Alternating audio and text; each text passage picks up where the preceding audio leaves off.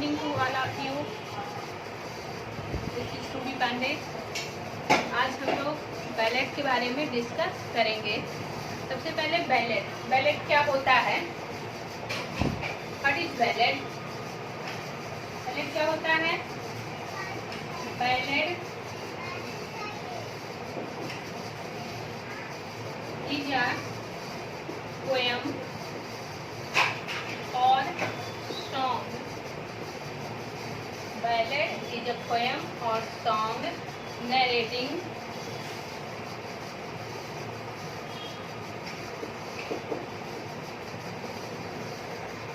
a popular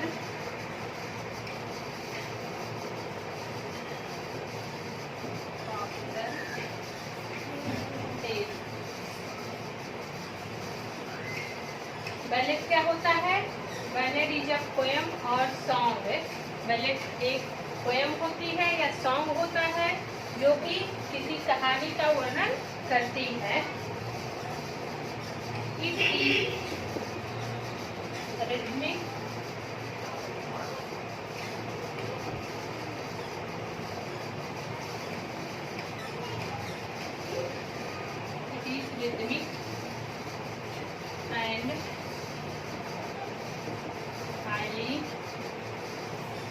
and highly lyrical.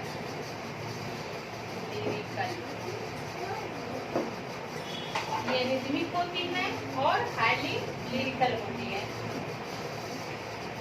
It started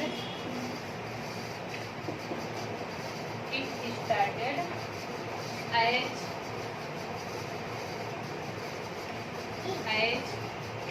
a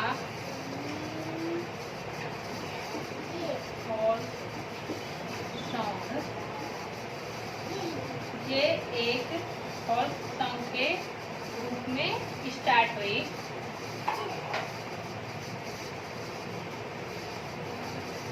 It is usually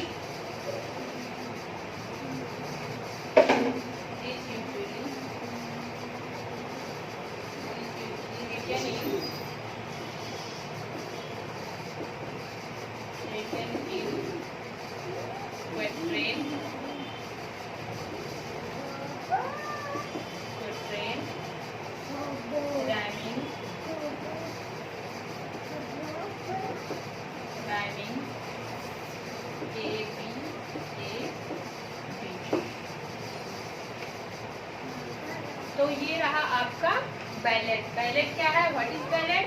ballot is a poem और song narrating a popular tale. Ballad एक song होता है या कोई poem होती है जो एक कहानी का वर्णन करती है। मीन्स कि बैलेट जो होता है वो एक कहानी होती है जो वर्ड्स में लिखा रहता है। It is rhythmic and highly lyrical. ये रिदमिक होती है, मतलब लयबद्ध होती है, एंड हाईली लिरिकल, ये संगीतमय होती है, म्यूजिकल होती है। It started as a folk song. It started, इसका प्रारंभ है लोकगीत के रूप में हुआ। फोक सॉन्ग में होता है लोकगीत। बैलेट का प्रारंभ लोकगीत के रूप में हुआ। It is usually written in quatrain. ये जनरली क्वेट्रेन में लिखी जाती है। Quatrain means 4 line stanza. 4 lines stanza. Ballad जो है वो यूजुअली क्वेट्रेन में लिखा जाता है। Rhyming AB। Rhyming mostly AB में होता है। तो ये आपका बैलेट है। बैलेट जैसे हम लोग के यहाँ लोकगीत गाया जाता है, आल्हा खंड गाया जाता है, जिसमें कि एक कहानी का वर्णन किया जाता है लेकिन संगीत के माध्यम से, वही इंग्लिश में बैलेट कहा जाता है।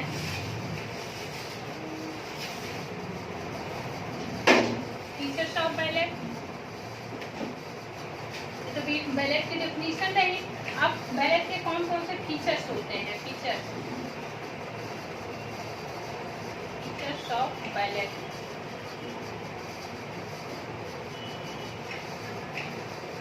बैलेट के कौन कौन से फीचर्स होते हैं, मतलब कौन कौन सी विशेषताएं होती हैं बैलेट की? फर्स्ट, इसकी अब्रप्ट बिगनिंग होती है। Abrupt beginning.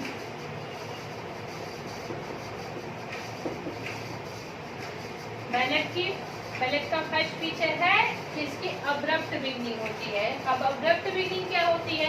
Abrupt beginning means होता है एक का एक बिगनिंग हो जाता है, इसका कोई बैकग्राउंड नहीं बनाया जाता। कोई भी बैकग्राउंड, जैसे लोकगीत गाया जाता था हमारी परंपरा में, तो लोकगीत गाया जाता है तो ऐसा नहीं कि उसको पहले कोई बैकग्राउंड बनाया जाए फिर लोकगीत गाया जाए, सीधे लोकगीत गाना शुरू कर देते थे। वैसे ही बैलेट में बिगनिंग, ड्रामेटिक बिगनिंग भी इसे कहते हैं।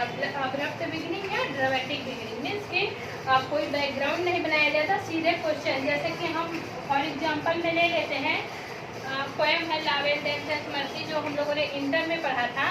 उसकी फर्स्ट लाइन देखिए,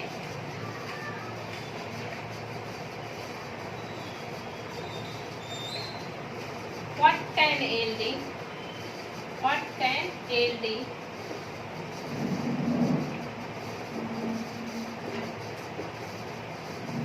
Night at arms.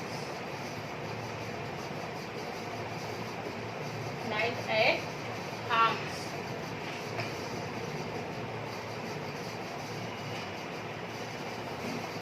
वो है पहले आगे, वो what can ALD night at arms. ये आपका क्या हुआ? बिगिनिंग है। ये लावेल डेंस मर्सी पोएम की बिगिनिंग है। अभी इसमें क्या किया गया है कुछ हमें पता नहीं है कि क्या पूछ रहे हैं, कहाँ पूछ रहे हैं, कौन है, कोई कैरेक्टर है, क्या है, कुछ नहीं पता है। बस सीधे यही से पोएम स्टार्ट होती है, O what can ail thee knight at arms. तो यहाँ पे सीधे क्वेश्चन पुटअप कर दिया गया। इसी को कहते हैं abrupt beginning. Abrupt beginning means कि कोई भी बैकग्राउंड न बनाया जाए, सीधे सीधे क्वेश्चन पुटअप कर लिया जाए या सीधे सीधे मैटर को रख दिया जाए। नेक्स्ट है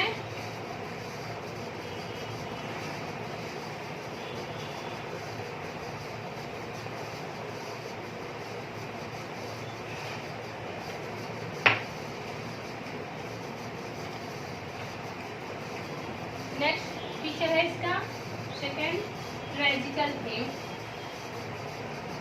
ट्रेजिकल थीम, बैलेट की थीम जो है वो मोस्टली ट्रेजिकल होती है।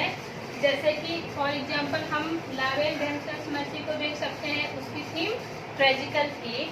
और सॉलिटरी रीपर हम लोगों ने पढ़ा है, उसमें एक औरत का जिक्र है, वो गा रही है, उसकी भी थीम बहुत अधिक ट्रेजिकल नहीं है, लेकिन उसके सॉन्ग में ट्रेजिडी है। तो इसकी थीम जो होती है वो ट्रेजिकल होती है। थर्ड है नरेटर होता है इसमें। बैलेट में एक नरेटर होता है, क्योंकि हमने बताया कि ये स्टोरी टेल की जाती है, स्टोरी टेल की जाती है इन वर्स में। तो इसमें एक नरेटर होता है जो कि हमेशा थर्ड पर्सन होता है, थर्ड पर्सन नरेटर होता है। Fourth language.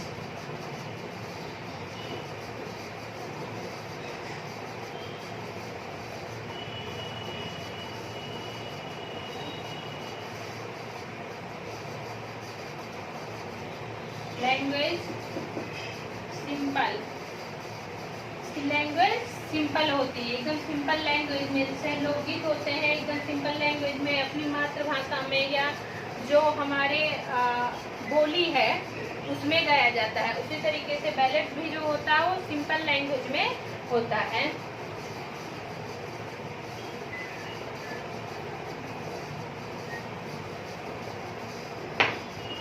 क्वेट्रेन में लिखा जाता है, ये हम बता ही दिए हैं। क्वेट्रेन में लिखा जाता है, राइमिंग स्कीम इसकी राइमिंग ए बी होती है। बैलेट मोस्टली क्वेट्रेन में लिखा जाता है और इसकी राइमिंग ए बी होती है। 6 stock of phrases. Stock of phrases,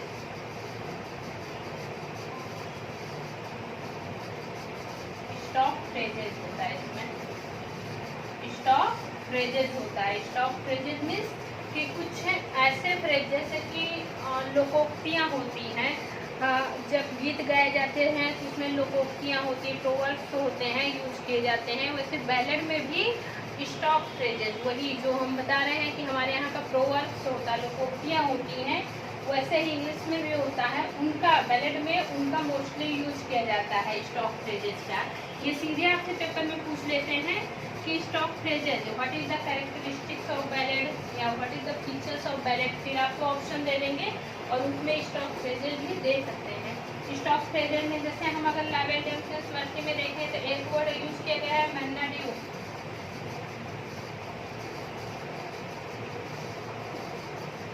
Manna due, ओ बिगॉन, ओ बिगॉन, ये आपके स्टॉक फ्रेजेस हैं। नेक्स्ट जो है वो मोस्ट इम्पोर्टेंट है, इस बार टीजीटी में पूछा भी गया था। 7 incremental repetition, incremental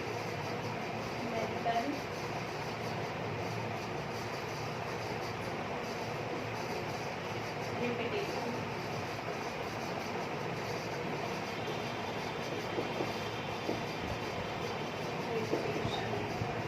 incremental repetition,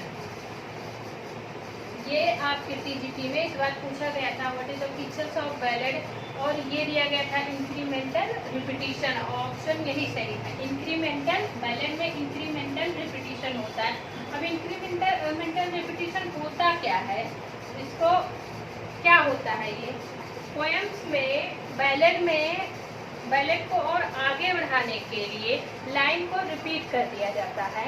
जैसे हम एग्जाम्पल से बता रहे हैं आप लोग को,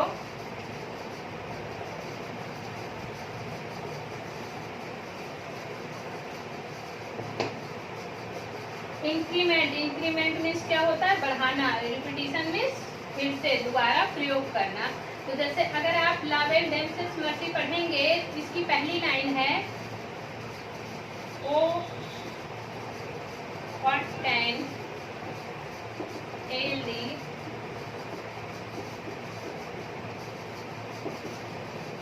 नाइट एट आर, ये फर्स्ट स्टैंजा की लाइन है। और फिर जब आप सेकंड स्टैंजा में आते हैं तो फिर इसी लाइन को फिर से रिपीट कर दिया जाता है, O what can ail thee knight at आर। इसी लाइन को फिर से रिपीट कर दिया जाता है और उसके बाद पोएम को आगे बढ़ा दिया जाता है, मीन्स आगे के सेंटेंस को जोड़ दिया जाता है। तो ये होता है इंक्रीमेंटल रिपीटिशन। इंक्रीमेंट मीन्स होता है बढ़ाना और रिपीटिशन मीन्स दोबारा प्रयोग करना। तो किसी भी लाइन को, किसी भी स्टैंजा को बैलेड में फिर से प्रयोग कर लिया जाता है सॉन्ग को आगे बढ़ाने के लिए, उसे कहा जाता है इंक्रीमेंटल रिपीटिशन।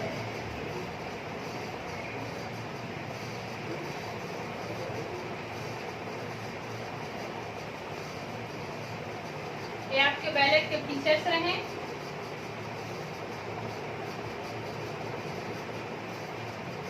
नेक्स्ट है types of ballad.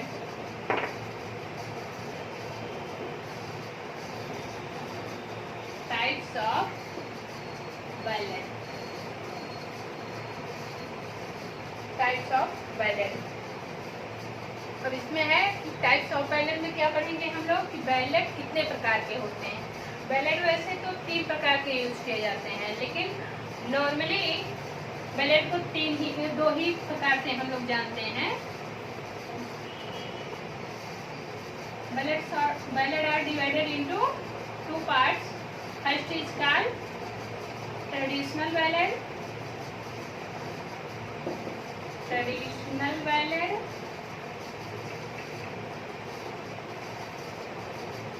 traditional ballad. It is also called popular ballad, popular ballad. It is also called British ballad.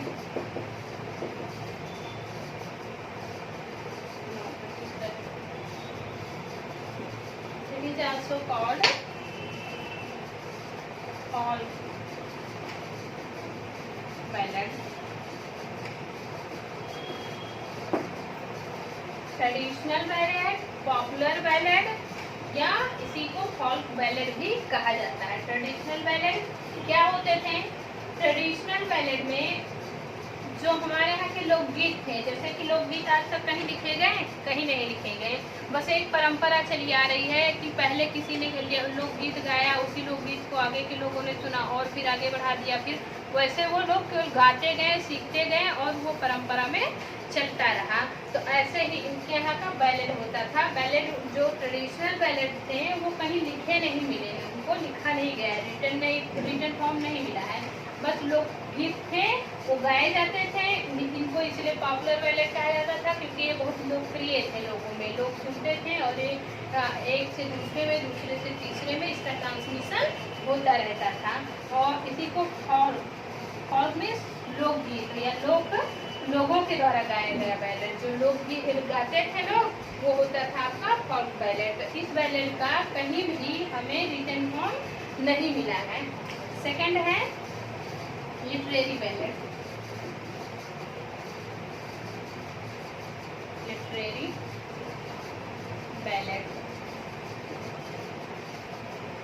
Literary ballad जो होता था, लिटरेरी बैलेड पहले तो ये जानिए कि लिटरेरी बैलेड होता क्या था। ट्रेडिशनल बैलेड हमने बताया कि लोकगीत होते थे जो रिटन फॉर्म में कभी नहीं मिले, बस इनको एक जन समूह गाता था, उसको सुन के दूसरे लोग सीख के गाते थे, फिर तीसरे लोग, इस तरीके से इनका ट्रांसमिशन होता रहता था। अब आ गया नेक्स्ट लिटरेरी बैलेड। तो literary what is literary ballad?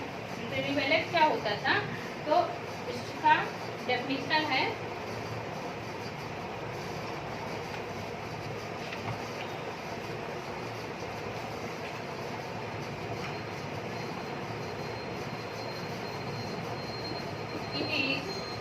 Literary ballad क्या होता था? It is a narrative, it is a narrative poem written in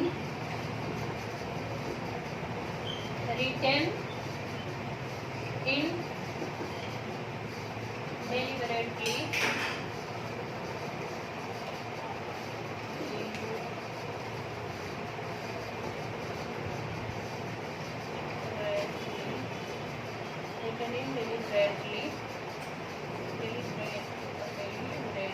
imitation,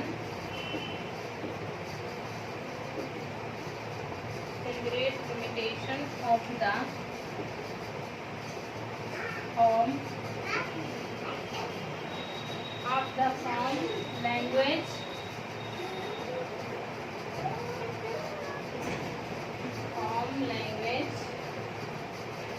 and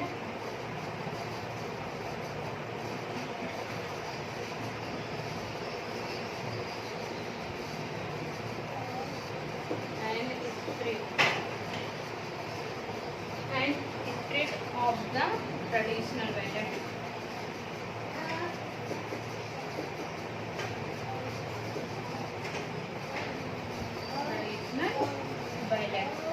तो लिटरेरी बैलेड क्या होता था? लिटरेरी बैलेड जो है वो ट्रेडिशनल बैलेड का इमिटेशन होता था। It is a narrative poem. Literary ballad क्या होता था? एक नैरेटिव पोएम होता था, रिटन इन डेलिब्रेट इमिटेशन। यानी इसमें क्या कहते हैं? इमिटेशन किया जाता था किसका? ऑफ द फॉर्म, आकार का, लैंग्वेज का और स्पिरिट, मतलब कि ट्रेडिशनल बैलेड के ही फॉर्म का इसमें नकल किया गया था। बस लिटरेरी बैलेड में क्या हुआ था कि लिटरेरी बैलेड को लिखा गया, रिटन फॉर्म में मिला। ट्रेडिशनल बैलेड जो है वो रिटन फॉर्म में नहीं मिला, लेकिन लिटरेरी बैलेड जो है इसी ट्रेडिशनल बैलेड को कॉपी किया गया, लेकिन ये लिखा गया, रिटन फॉर्म में मिला था।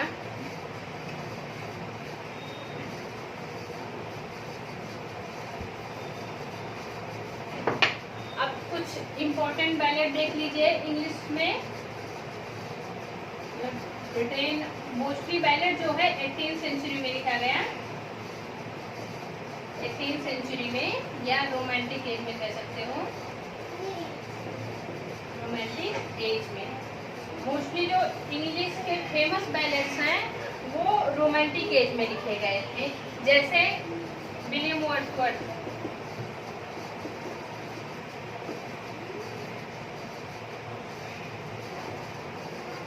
विलियम वर्ड्सवर्थ के BR7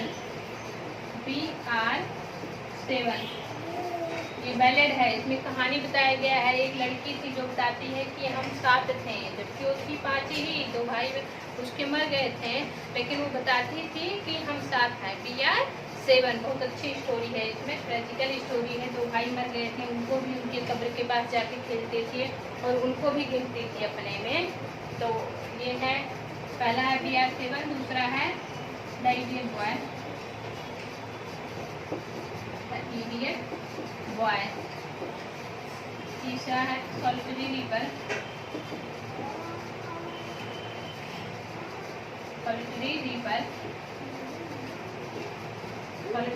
आप लोगों ने पढ़ा होगा,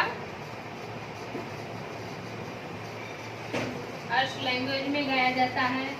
एक औरत है जो कि फसल काट रही है और वो गीत गा रही है, कभी वहाँ से गुजरता है तो उसके गीत को सुनता है तो उसे बड़ा मतलब मेलोडियस सॉन्ग था, बहुत खुश हो जाता है, तो उसके बारे में लिखता है। ये आपका सॉलिटरी रीपर है। और एक इसके बाद आपके हो जाएंगे, नेक्स्ट पोएट है the most famous ballad in English literature, S.T. Coleridge.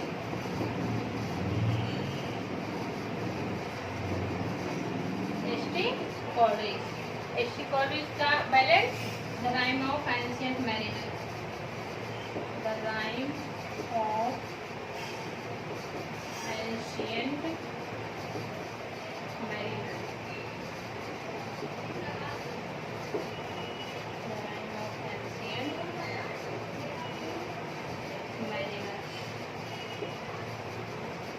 The rime of ancient mariner, ये S.T. कॉलरिज का बैलेड है।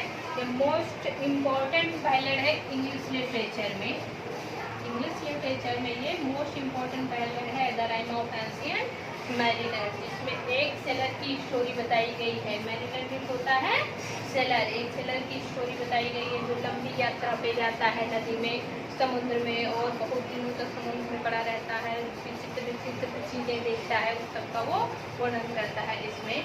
नेक्स्ट है आपका थर्ड में वाल्टर स्कॉट।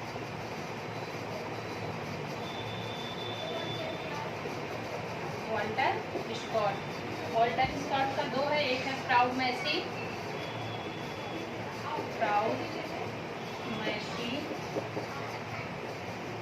और एक है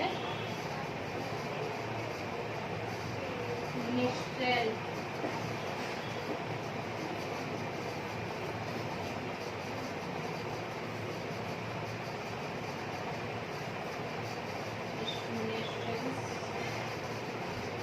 ऑफ द स्कॉटिश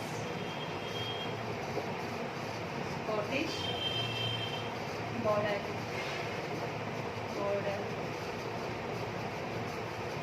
ये आपके वाल्टर स्कॉट के 2 बैलेड हैं। अभी तक पीजीटी में इनको कभी नहीं पूछा गया, लेकिन नेट में पूछते हैं। वाल्टर स्कॉट के बैलेड को नेट में पूछते हैं। नेक्स्ट है आपका मोस्ट फेमस, जो हम लोगों ने पढ़ा भी है इंटर में, जॉन कीट्स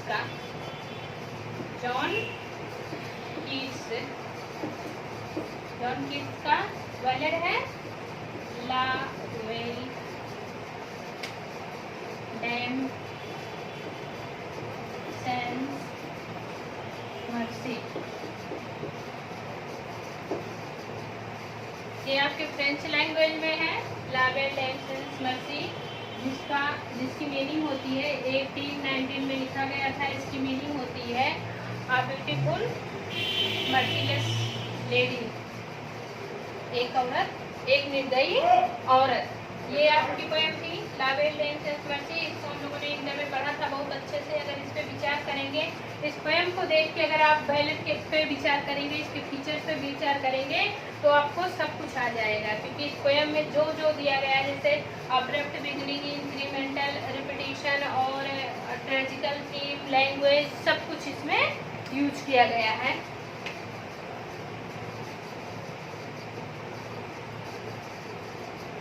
इसके बाद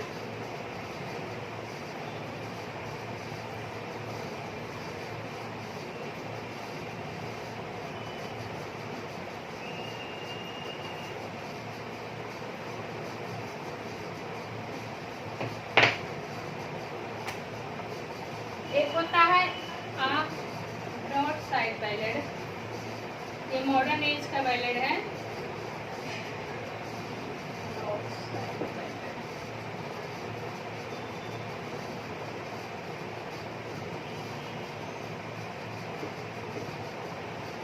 ब्रॉड साइड बैलेड, ये बैलेड जो होता था ये 20th सेंचुरी में यूज किया गया है।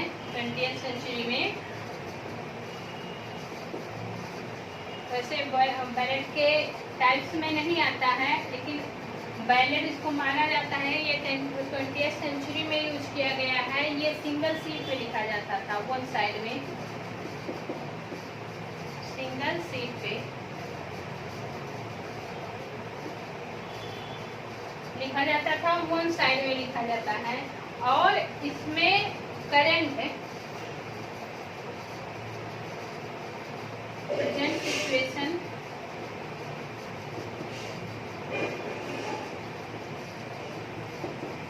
सिचुएशन, पर्सन एक्सेट्रा, इन सब के बारे में डिस्कस किया जाता है। जैसे कि आजकल हम करंट अफेयर्स पढ़ते हैं, जिस तरीके से हम लोग करंट अफेयर्स पढ़ते हैं तो पोएम्स आती हैं, समसामयिकी में पोएम्स आएंगी प्रेजेंट सिचुएशन पे। आज के जो लेटेस्ट कवि हैं वो लोग लिखते हैं, उस पर कटाक्ष लिखेंगे, सटायर लिखेंगे, जो भी लिखते हैं, तो वो केवल क्या होता है, पेपर के एक पेज में एक तरफ कहीं छपा रहता है, तो उसी को हम क्या कहते हैं, ब्रॉड साइड बैलेड। उसमें भी स्टोरी होती है, जैसे आज के इतने लोग कवि लोग हैं जो आजकल कटाक्ष करते हैं आज की सिचुएशन पे, तो वो भी बैलेड होता है। जो न्यूज़पेपर में आता है कटाक्ष रहता है, वो भी क्या कहते हैं, बैलेड होता है। ये इसको कहते हैं broad side ballad. Broad side ballad 20th century का जनरल है, ये सिंगल सीट में लिखा जाता है और प्रेजेंट सिचुएशन या पर्सन को डिस्क्राइब करता है। तो ये तो हो रहा हम लोग का बैलेड का डिस्क्रिप्शन। अब इसमें फिलहाल तो सब कुछ खत्म हो चुका है, बैलेड का कोई भी पार्ट नहीं बचा। आगे फिर हम लोग दूसरे टॉपिक पर डिस्कस करेंगे। Thank you.